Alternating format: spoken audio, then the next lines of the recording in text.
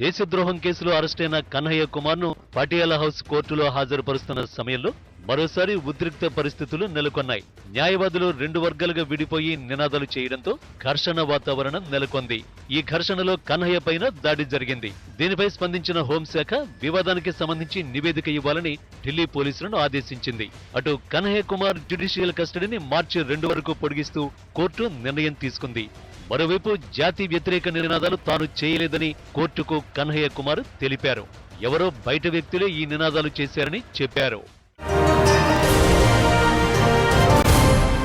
JNU సంఘటనలు, ఇవాళ జరిగిన సంఘటనలు, అసలు ఈ మొత్తం వ్యవహారం అనేక ప్రశ్నల్ని లేవనెత్తుతోంది. ఇవాళ జరిగిన సంఘటనల విషయానికి వస్తే ఒక అక్యూజ్డ్ అంటే దోషి కాదు.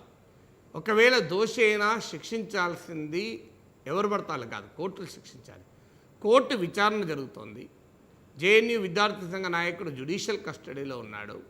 ఆయనను అరెస్ట్ చేయడం అన్యాయము, కావాలని చేశారని చెప్పి కోర్టులో పిటిషనర్లు తరఫు లాయర్లు వాదిస్తున్నారు. ఈ టైంలో పోలీసు జ్యుడిషియల్ కస్టడీలో ఉన్నటువంటి వ్యక్తిని కోర్టుకు తీసుకెళ్తుంటే కోర్టులో మేము దాడి చేస్తాం అని ప్రయత్నం చేయడం అనేది అసలు రాజ్యాంగ విరుద్ధం, చట్ట విరుద్ధం. కోర్టుకు రేపు ఎవరు సాక్ష్యం చెప్పకూడదు. ఇక కోర్టు సాక్ష్యం చెప్పడానికి వచ్చినా, కోర్టుకు విచారణకు వచ్చినా మేము ఈ అంతు చూస్తామంటే ఇక కోర్టుల్లోనే రక్షణ లేకపోతే ఎక్కడ రక్షణ ఉంటుంది. అందువల్ల జేఎన్యూ విద్యార్థి సంఘ నాయకుని పైన కోర్టులో ఎవరు దాడి చేసినా అది చట్టాన్ని, రాజ్యాంగాన్ని తమ చేతుల్లోకి తీసుకోవడమే. ఆయన నిజంగానే దోషి అయితే దాన్ని కోర్టులు డిసైడ్ చేస్తాయి. మధ్యలో వీలు కాదుగా డిసైడ్ చేసింది. శిక్ష విధించాల్సింది కోర్టులే తప్ప ప్రత్యర్థులు కాదు కదా. ప్రత్యర్థులు మేము కొడతామంటే అంటే మీకే అనుమానం, రేపు కోర్టు ఏం శిక్షించకపోవచ్చేమో, కోర్టులో ఈ కేసు నిలబడకపోవచ్చేమో, అందుకే మేమే చట్టం చేతిలోకి తీసుకుంటున్నామని అడుగుతున్నారా అనే ప్రశ్న వస్తుంది. ఈ మొత్తం సంఘటనలో ఒకటి జేఎన్యూలో కానీ, లేదు ఈరోజు జాదవ్పూర్ యూనివర్సిటీలో కానీ, మరెక్కడైనా కానీ భారతదేశానికి వ్యతిరేకంగా ఎవరి నినాదాలు ఇచ్చినా అది దుర్మార్గం, రాజ్యాంగ విరుద్ధం, వారిపై చర్యలు తీసుకోవాల్సిందే.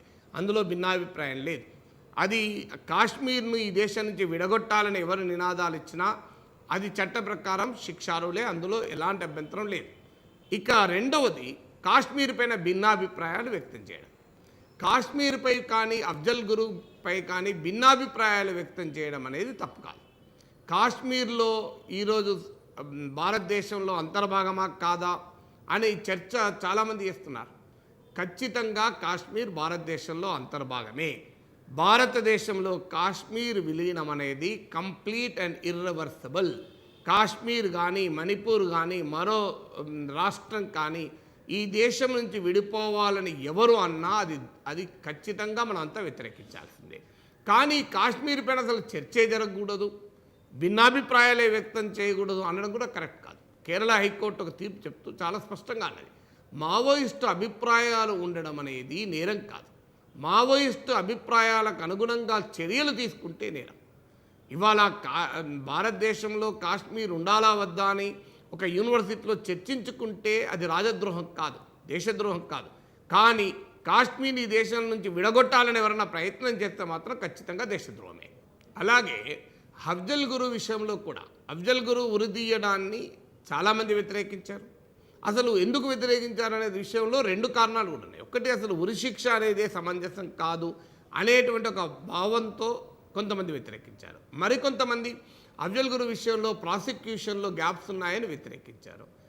కానీ ఒక పార్లమెంటు పైన దాడి చేసిన తీవ్రవాది, పార్లమెంటుపై దాడి చేయడం అంటే అది రేరెస్ట్ ఆఫ్ ద రేర్ కేసెసే, అందుకొరకు ఆయన శిక్ష విధించవచ్చు అని కోర్టు భావించింది. మీకు గుర్తుంటే అబ్దుల్ కలాం కూడా అఫ్జల్ గురు ఉరిదీయడాన్ని ఆయన ఆపాడు. మరి అఫ్జల్ గురు కూడా దేశద్రోహి అవుతాడా? అంటే అఫ్జల్ గురు కానీ కాశ్మీర్ ఇలాంటి ఇష్యూలపైన మనం అంగీకరించిన అభిప్రాయాలు కొంతమంది వ్యక్తం చేయొచ్చు. నేను కూడా అంగీకరించాను. ఖచ్చితంగా కాశ్మీర్ను ఈ దేశం నుంచి విడగొట్టాలంటే ఒప్పుకునే ప్రసక్తే లేదు. ఈ దేశంలో కాశ్మీర్ అంతర్భాగమే. ఏమైనా మిగిలింది ఉంటే పాక్ ఆక్రమిత కాశ్మీర్ను మనము మళ్ళీ మన దేశంలో కలుపుకోవడం ఒకటే మిగిలింది, ఇంకేం మిగిలేదు. అలాగే అఫ్జల్ గురు పార్లమెంటుపై దాడి చేసిన వ్యక్తిని క్షమించాలి అనడం కూడా కరెక్ట్ కాదు. కానీ ఈ అభిప్రాయం చెప్పడమే రాజద్రోహము, దేశద్రోహం కాదు. ఈ అభిప్రాయాన్ని చెప్పడమే దేశద్రోహము, రాజద్రోహం అయితే అది వాళ్ళను దేశద్రోహుల కింద శిక్ష పెట్టాలంటే మీకు గుర్తుండే ఉంటుంది, కాశ్మీర్లో ఎన్నికలు జరిగితే దానికి పాకిస్తాన్కు కృతజ్ఞతలు చెప్పారు ముఫ్తీ మహమ్మద్ సయీద్. మరి ఆయన పైన సెడిషన్ కేసు పెట్టాలా వద్దా, దేశద్రోహం కేసు పెట్టాలా వద్దా? మరి ఆ ముఫ్తీ మహమ్మద్ సయీద్ నాయకత్వంలో ఉన్న ప్రభుత్వంలో బీజేపీ ఎందుకు భాగస్వామిగా ఉంది? అంటే ఒక దేశద్రోహి ప్రభుత్వంలో మీరు భాగస్వాములుగా ఉంటారా? ఇక ముఫ్తీ మహమ్మద్ సయీదే పక్క పెట్టండి, మహబూబా ముఫ్తీ అనేక సార్లు వేర్పాటువాదులకు అనుకూలంగా అనేక సందర్భాల్లో ఉపన్యాసాలు ఇచ్చింది. మరి ఇలా మహబూబా ముఫ్తీతో మీరు ఎందుకు చర్చలు జరుపుతున్నారు? అది కాదు, అఫ్జల్ గురును ఉరిదీయొద్దని జమ్మూ కాశ్మీర్ శాసనసభ తీర్మానం చేసింది. మరి జమ్మూ కాశ్మీర్ శాసనసభ మొత్తం దేశద్రోహులా? మరి వాళ్ళందరినీ మీరు రాజద్రోహం కేసు పెట్టారా? ఇక తమిళనాడు శాసనసభ రాజీవ్ గాంధీ హంతకులకు క్షమాభిక్ష పెట్టాలి అని చెప్పి తీర్మానం చేసింది. అప్పుడు ఒమర్ అబ్దుల్లా ప్రశ్న అడిగారు, కరెక్ట్ ప్రశ్న అడిగారు. ఒక రాజీవ్ గాంధీని చంపిన తీవ్రవాదులకు క్షమాభిక్ష పెట్టమని తమిళనాడు శాసనసభ తీర్మానం చేస్తే అది దేశభక్తి అవుతుంది. అదే అఫ్జల్ గురుకు క్షమాభిక్ష పెట్టండి అని జమ్మూ కాశ్మీర్ శాసనసభ తీర్మానం చేస్తే దేశద్రోహం అవుతుందా అని అడిగాడు. మరి తమిళనాడు శాసనసభ తీర్మానం చేసినందుకు తమిళనాడు రాష్ట్ర ముఖ్యమంత్రి పైన, శాసనసభ్యులపైన, స్పీకర్ పైన రాజద్రోహం కేసు పెట్టారా? అందువల్ల మనము అంటే అర్థం ఏంటి, ఇలాంటి అభిప్రాయాలు వ్యక్తం అవుతూనే ఉంటాయి. ఇంకొక మాట కూడా చెప్తాను, ఎల్టీటీ భారతదేశం నిషేధించిన సంస్థ, భారతదేశం నిషేధించిన సంస్థే కాదు, భారతదేశం ప్రధానిని చంపినటువంటి సంస్థ. మరి ఎల్టీటీకి అనుకూలంగా వైగో ఆయన ప్రకటనలు చేయడమే కాదు, ఆయన కార్యక్రమాలు, ఉద్యమాలు కూడా చేశాడు. మరి ఆ వైగో వాజ్పేయి ప్రభుత్వంలో మంత్రిగా ఉండే, మరి అదెట్లా సమంజసం? ఈ దేశంలో ఈనాటికి కూడా నక్సలైట్లను సమర్థిస్తూ ఎంతమంది మాట్లాడరు? మావోయిస్టుల ఎజెండే మేము అమలు చేస్తున్నాం మరి అని కవిత గారు మొన్న అన్నారు. మరి మావోయిస్టులు సాయుధ తిరుగుబాటు ద్వారా దేశాన్ని, ప్రభుత్వాన్ని కూల్చమని చెప్తున్నారు. మరి వాళ్ళ ఎజెండానే కవిత ఎజెండా అయితే కవిత పైన రాజద్రోహం కేసు పెట్టారా? నక్సలైట్లే దేశభక్తులు, నక్సలైట్లే నా వెంట వస్తే ఢిల్లీ కోటనే ముట్టడిస్తానని ఎన్టీ రామారావు తెలుగుదేశం పుట్టిన సందర్భంలో ఉపన్యాసం ఇచ్చాడు, ఆయన పైన రాజద్రోహం కేసు పెట్టారా? అందువల్ల మనము రెండింటి మధ్య ఒక అభిప్రాయాన్ని వ్యక్తం చేయడం రాజద్రోహం కాదు, అది నేరమే కావచ్చు, తప్పు కావచ్చు, దానికి చట్ట ప్రకారం శిక్షలు కూడా విధించవచ్చు. కానీ రాజద్రోహం అంటే జీవిత ఖైదు విధిస్తారు. రాజద్రోహానికి ప్రజలకు అర్థం కావాల్సింది లైఫ్ ఇంప్రిజన్మెంట్. ఒక అభిప్రాయాన్ని ఒకరు వ్యక్తం చేస్తే ఆయనకు జీవిత ఖైదు విధించుకుంటూ పోతే ఈ దేశం ప్రజాస్వామిక దేశంగా ఉండదు. ఆ అభిప్రాయం తప్పే, ఆ అభిప్రాయాన్ని వ్యక్తం చేసినందుకు, నినాదాలు ఇచ్చినందుకు ఖచ్చితంగా వాళ్ళపైన చట్ట ప్రకారం చర్యలు తీసుకోవాల్సిందే, అందులో భిన్నాభిప్రాయం లేదు. అయితే ఇక్కడ ఇంకో పాయింట్ కూడా ఉంది, అలాంటి నినాదాలు ఇచ్చిన వాళ్ళు ఎవరు? మొత్తం జేఎన్యూలో ఉన్న విద్యార్థి లోకమంతా నినాదాలు ఇచ్చారు, జేఎన్యూలో ఉన్న ఉపాధ్యాయులంతా దేశద్రోహులను చిత్రీకరించడం కూడా సరైనది కాదు. ఎస్, జేఎన్యూలో కూడా కొంతమంది విద్యార్థులు ఇట్లాంటి అభ్యంతరకరమైన నినాదాలు ఇచ్చారు. ఆ అభ్యంతరకరమైన నినాదాలు ఇచ్చిన వారిని గుర్తించి వారిపైన ఖచ్చితంగా శిక్షలు వేయాల్సిందే. ఇక జేఎన్యూ విద్యార్థి సంఘ అధ్యక్షుడు అలాంటి నినాదాలు ఇవ్వలేదని వాళ్ళ విద్యార్థులు చెప్తున్నారు. ఆయనే నినాదాలు ఇచ్చినట్టు కనుక, అంటే కాశ్మీర్ ఈ దేశం నుంచి విడగొట్టండి అని కనుక ఆయన నినాదం ఇస్తే అది కనుక కోర్టులో నిరూపించబడితే కోర్టు శిక్ష విధిస్తుంది, దాంట్లో భిన్నాభిప్రాయం లేదు. కానీ అది రాజద్రోహం శిక్ష కాదు, జీవిత ఖైదు వేసేటువంటి శిక్ష కాదు.